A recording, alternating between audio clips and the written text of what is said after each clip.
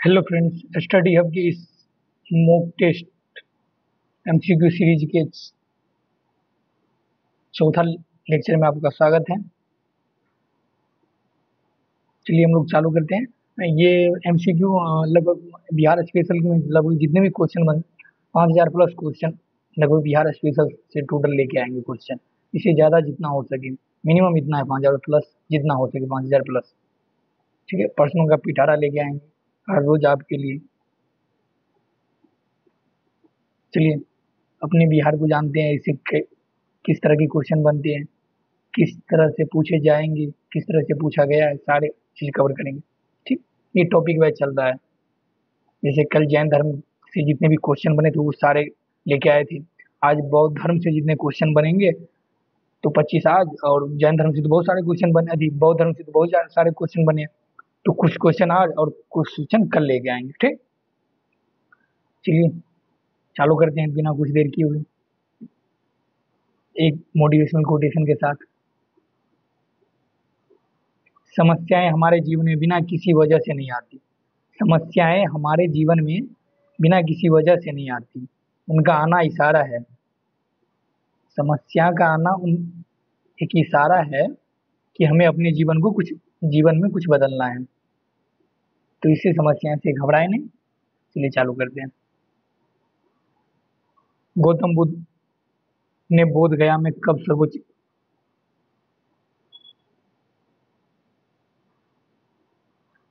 सर्वोच्च ज्ञान की प्राप्ति की?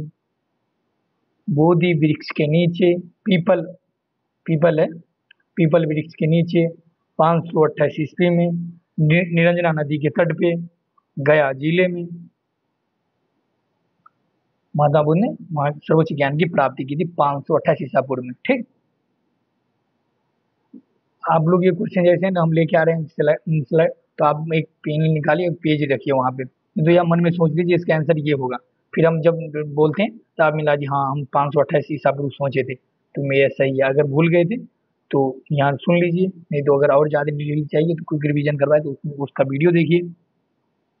ठीक, और क्वेश्चन के साथ ही रिवीजन करने में ज्यादा मजा आता है। इसमें इससे फैक्चुअल इन्फॉर्मेशन जितने होंगे उतना तो हम बोल ही देते हैं कि। ठीक, चलिए क्वेश्चन देखें तो इसके बैकग्राउंड में सोचिए कि पहले हम क्या क्या पढ़े हैं, उस हिसाब से क्वेश्चन बनाए। ऐसे नहीं कि देखिए अंदाज मार दिए 528 हिसाब को, ऐसे नहीं। बैकग्राउंड में सोचिए कि मैंने क्या पढ़ा था। ठीक, बुद्ध का तात्पर्य क्या है? प्रसिद्ध व्यक्ति, उपदेशक, विख्यात व्यक्ति। तो कोई आदमी बुद्ध का तात्पर्य क्या हुआ? कोई व्यक्ति कब बुद्ध कहा जा सकता है? वो यहाँ बुद्ध का तात्पर्य हुआ प्रबुद्ध व्यक्ति, जो हम लोग पढ़े थे। और इसे ही तथागत भी कहते हैं। तो याद रखिए, यूपीएससी में इस बार पूछा गया था ये क्वेश्चन। निर्वाण का अर्थ क्या होता है? बौद्ध धर्म के अनुसार, यहाँ नहीं लिखा है, बौद्ध धर्म के अनुसार, बौद्ध धर्म में। ठीक, समाप्त होना या बूझना, तृष्णाओं एवं लालसाओं को से दूर रहना, चरम शांति, जीवन मरण का चक्र। बताइए।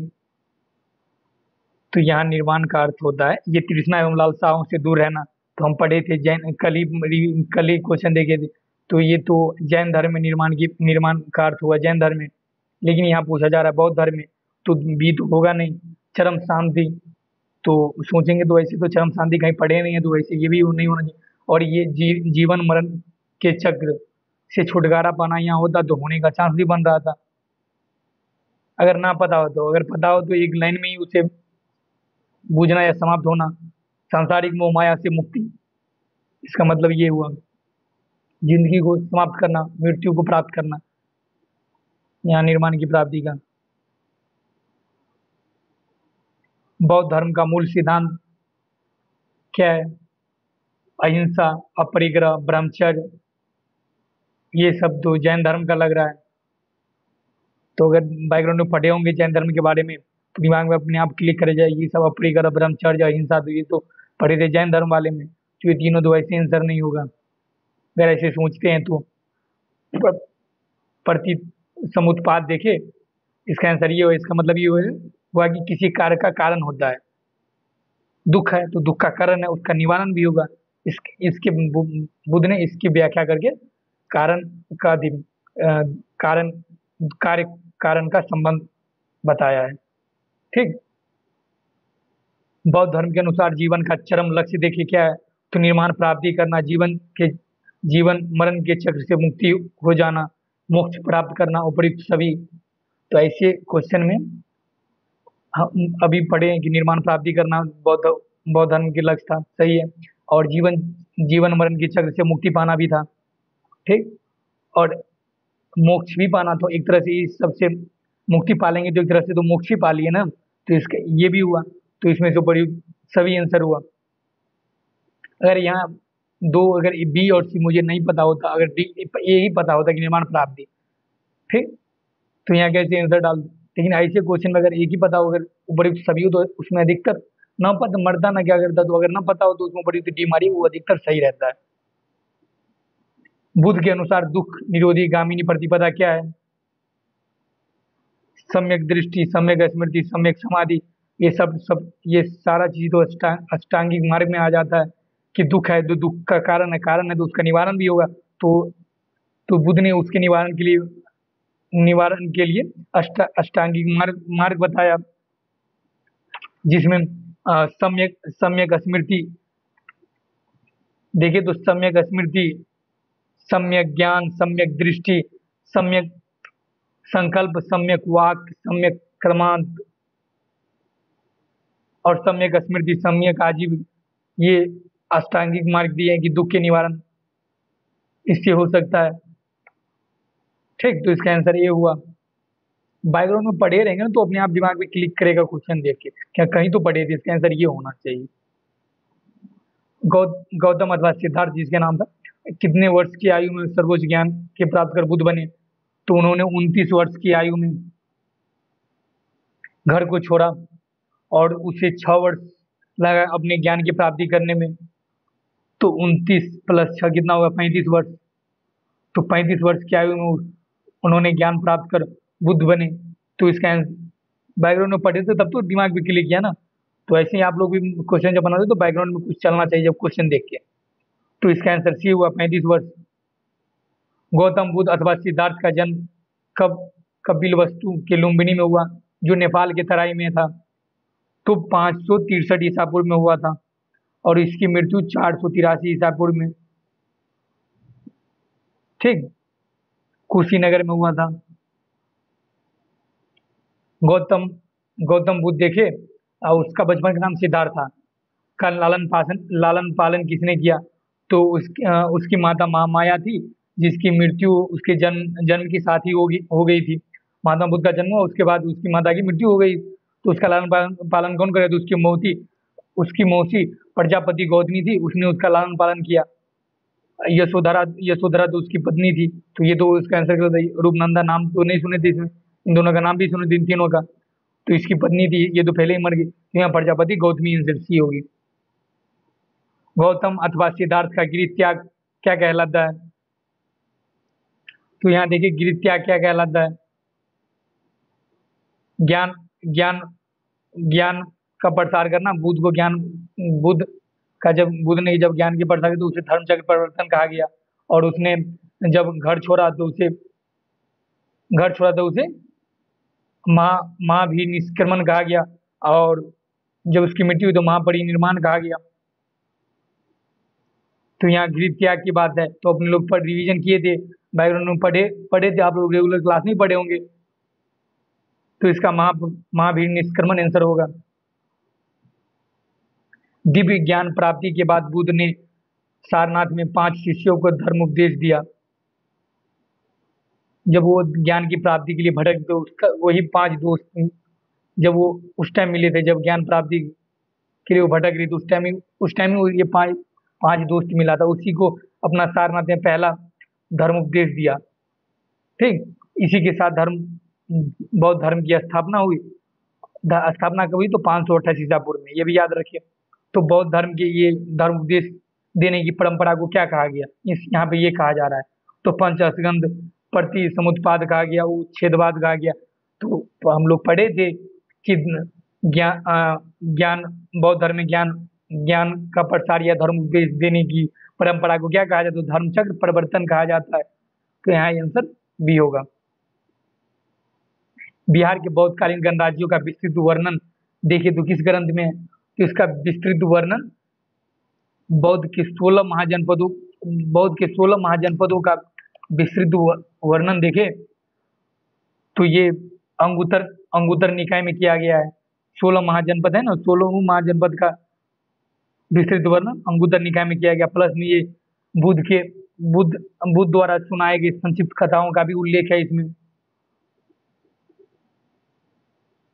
ठीक, 16 महाजन अंगुत्तर निकाय इसका आंसर होगा। और बिना पीटक देखें तो बुद्ध बौद्ध धर्म के नियम उपनियमों के बारे में विनय पीटक में बताया गया, इसका लेखन प्रथम बौद्ध संगति में हुआ था विनय पीटक का, और उपाली ने किया था।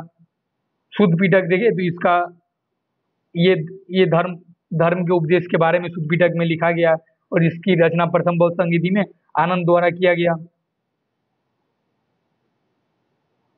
ठीक, और दीर्घ निकाय में देखे तो इसमें बुद्ध के जीवन के अंतिम क्षणों का वर्णन है। इसमें अंतिम उपदेश, अंतिम और मृत्यु के बारे में कहानियां सब है। मतलब बुद्ध के अंतिम क्षणों की जितने भी कार्यक्रम कालखंड में जितने भी कार्यक्रम हुए सारे चीज दीर्घ निकाय में वर्णित है।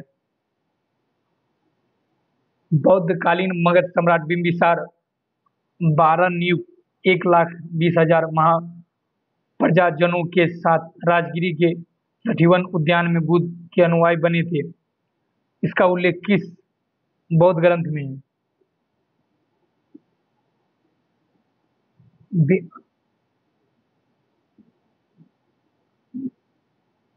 यहाँ ये है कि बौद्धकालीन मतलब बिंबिसार जब ने बौद्ध बौद्ध धर्म अपनाया तो वो कहानियां किस में लिखी गई है? थेरी गाथा में लिखी गई है, या महावस्तु में लिखी गई है, या कथा चरित सागर में लिखी गई है, सुरुचि जातक में लिखी गई है, किस में लिखी गई है ये? तो यहाँ देखिए तो ये 70-75 भिक्षुओं द्वारा लिखी गई थेरी गाथा एक कविता का संग्रह। इसमें जितने भी उस टाइम की कहानियां थी, मतलब जो घटनाक्रम हुई बौद्ध धर्म में, वो सारे उसमें लिखे गए थे। तो इसका आंसर यहाँ होगा थेरी गाथा में। और इसका ज़्यादा डिटेल और ज़्यादा विवरण आप जानना चाहते हैं अधिकतर, तो आप क्विक रिवीजन का इसी में डिस्क्रिप्शन में लिंक दिया, वहाँ जाके क्लिक करें और वो वीडियो देखें। ठीक, बुद्ध के समकालीन मगध सम्राट बिंबिसार कितने हजार ग्रामों का अधिपति था? तो अपन लोग पढ़े थे क्विक रिवीजन में। ना 60,000 होगा भाई, ना 70,000 होगा, ना 75,000 होगा, सबसे ज्यादा 80,000 ग्रामों का कुलपति था। ये बौद्ध ग्रंथ में ये व्याख्या की गई, इसका उल्लेख किया गया है। बौद्धकालीन मगध की चर्चा किसमें है? किसमें है? अथर्ववेद में तो है ये चर्चा, बौद्ध ग्रंथ में भी है, पुराण में भी इसकी चर्चा मिलती है। तो उपयुक्त सभी राजगिरी, नगर, पंडव, गिझकुट, व्यवहार, इस्सिगिली और वेपुल आदि 5 पहाड़ियों से घिरा होने के कारण राजगिरी, जिसे गिरिवर्ज भी कहा जाता है, 5 पहाड़ियों से घिरे, मगर बुद्ध काल में इसे गिरिवर्ज भी कहा गया था।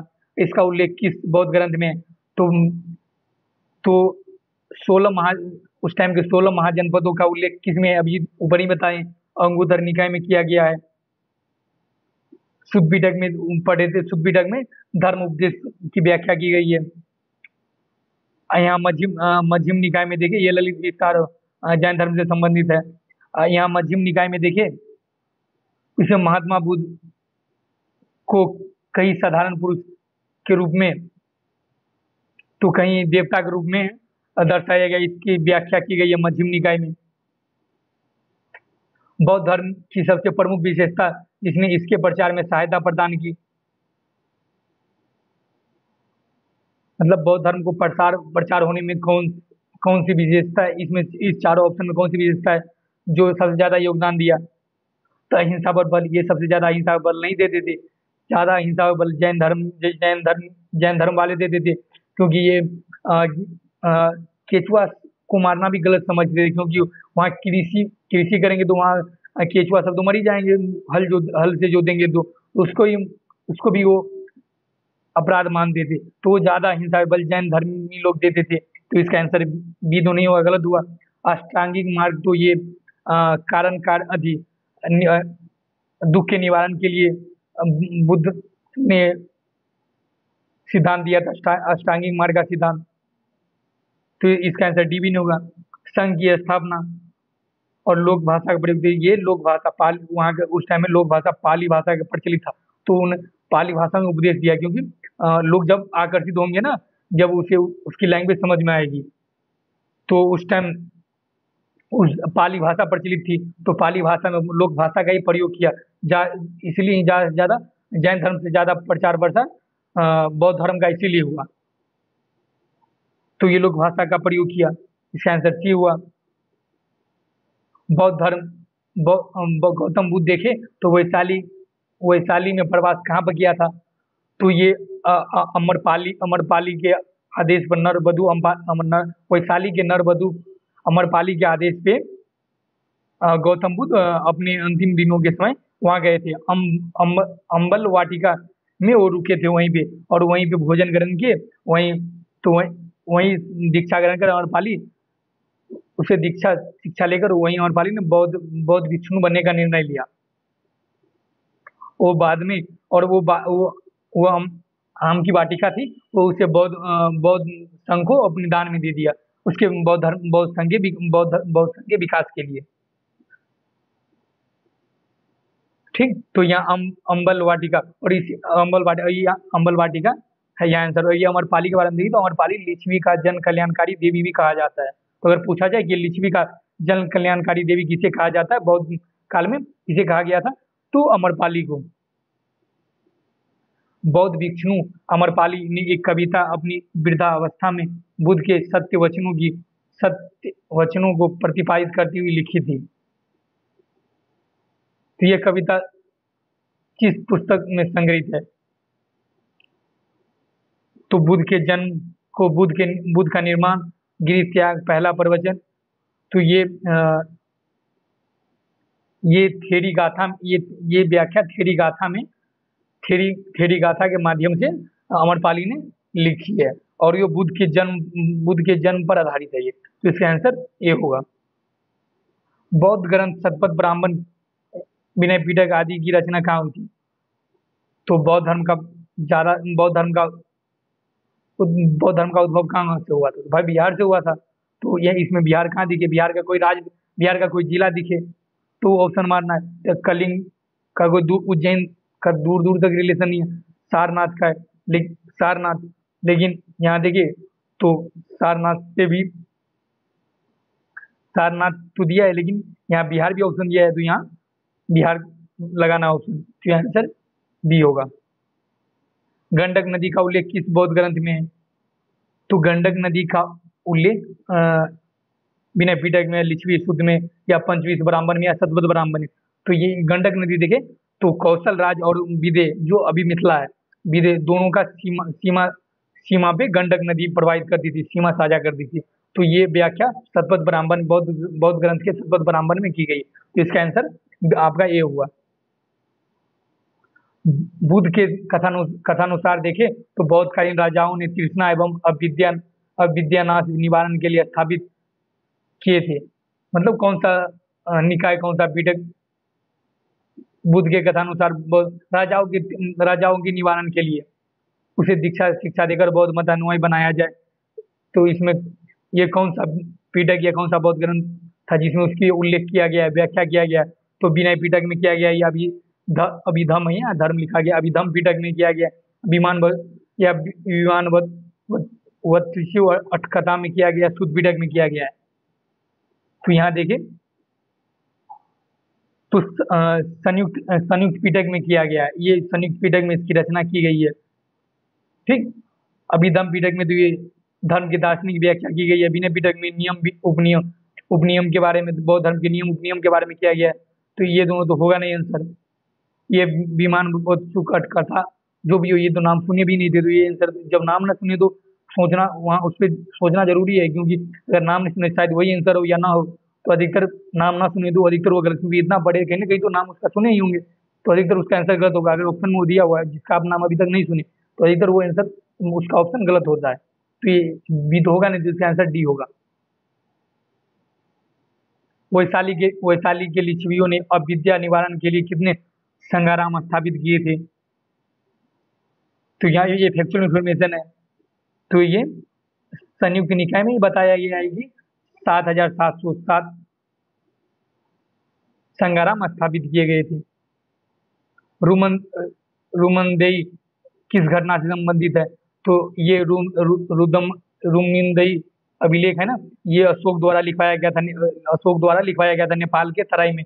नेपाल के तराई से ये रुमनदेई अभिलेख मिला है। और ये बुद्ध के जन्म, और यहाँ से पता चलता है कि बुद्ध का जन्म यहाँ हुआ था, जो नेपाल के तराई में लुम्बिनी क्षेत्र है, वहाँ बुद्ध का जन्म हुआ था। तो ये बोल रहा है किस घटना से संबंधित, तो गृह त्याग तो होगा नहीं आंसर, पहला प्रवचन भी नहीं, बुद्ध का निर्माण भी नहीं, तो इसका आंसर बुद्ध के जन्म से है।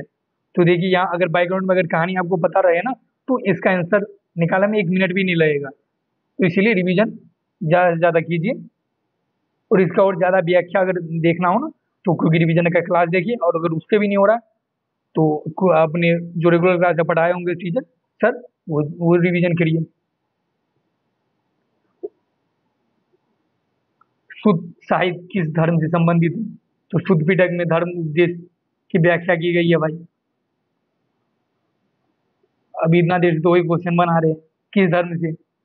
जैन से, वैष्णव। तो इसका आंसर बी होगा, बौद्ध धर्म। तो ऐसे ही एमसीक्यू लाते रहेंगे। आशा करते हैं कि अच्छा लगा होगा आप लोगों को ये एमसीक्यू। चलिए धन्यवाद। अगर अच्छा लग रहा है तो देखिए, और शुरुआत में जज मत कर लीजिए कि कैसा क्वेश्चन बनाया होगा। क्वेश्चन अच्छा है, एमसीक्यू मतलब क्वेश्चन का पैटर्न भी अच्छा है, तो इसीलिए अगर मजा आ रहा है तो देखिए ही, दोस्तों को भी शेयर करिए और लाइक करिए, सब्सक्राइब करिए। ठीक, चलिए धन्यवाद।